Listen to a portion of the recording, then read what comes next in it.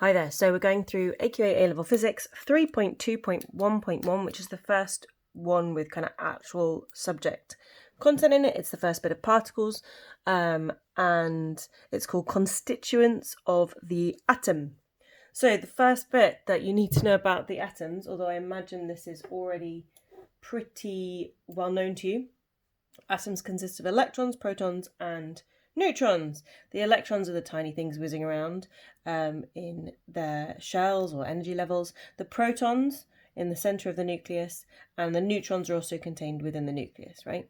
So the electrons have a negative charge, you know this, but at A level you now need to know that it's minus 1.6 times 10 to the minus 19 coulombs, otherwise known as minus E.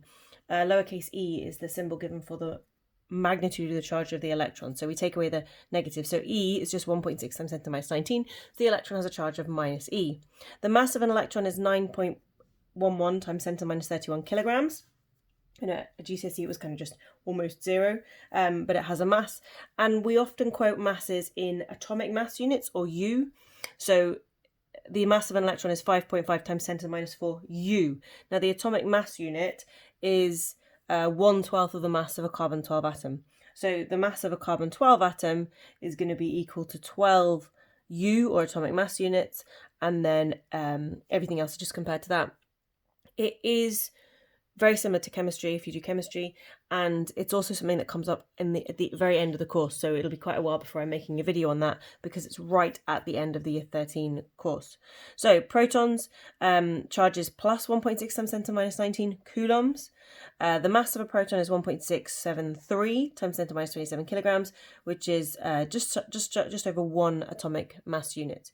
The neutron, no charge, and has a mass slightly larger than a proton, and so the atomic mass unit is slightly larger than a proton, which won't surprise you if you recall beta minus decays when a neutron turns into a proton plus an electron. But where the mass goes and everything is a puzzle to be solved when we do nuclear physics together. So the next thing you need to know is the specific charge. The specific charge of anything is its charge divided by its mass. It's sort of like its charge density. So the specific charge gives you a value for how much charge there would be in a kilogram of the substance. So specific charge of an electron is just the electron charge E divided by the mass of an electron. It comes to 1.6 times 10 to the minus 11 coulombs per kilogram, right? The units for specific charge are coulombs per kilogram. Proton is electron divided by the mass of a proton. That's much smaller. If you had a kilogram of protons, it would have a less charge than a kilogram of electrons. It's 9.58 times 10 to the 7. But you can figure these out. This data also comes up on the data sheet. This equation isn't given on the data sheet, apart from on the front when it gives you like the electron charge to mass ratio. So it's one equation that you do need to learn, strangely. You need to be able to calculate the specific charge of atoms. Atoms have a specific charge of 0 because they tend to have 0 charge, so therefore 0 specific charge. For ions, you need to do the ion charge. So if it's a plus 1 ion, then you're only going to do plus 1.6 times 10 to minus 19. You're not going to count up all the protons in there, but you are going to have all the protons, neutrons, and electrons in the mass of the atom. Even though the electrons might come out in the wash, it's important to show that you know they need to be added in when you're calculating the specific charge.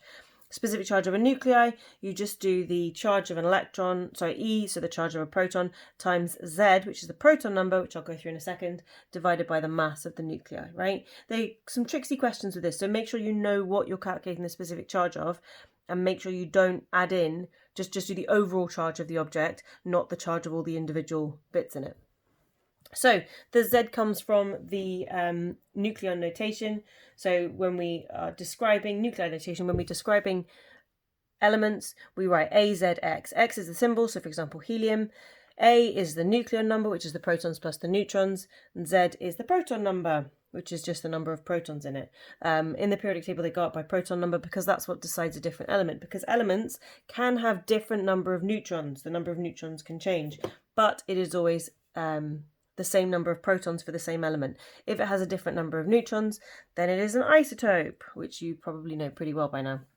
Now, there's this little bit about isotopic data in A-level. It comes up more in A-level chemistry. So isotopic data, so for example, chlorine on this planet, 76% of the chlorine is chlorine 35.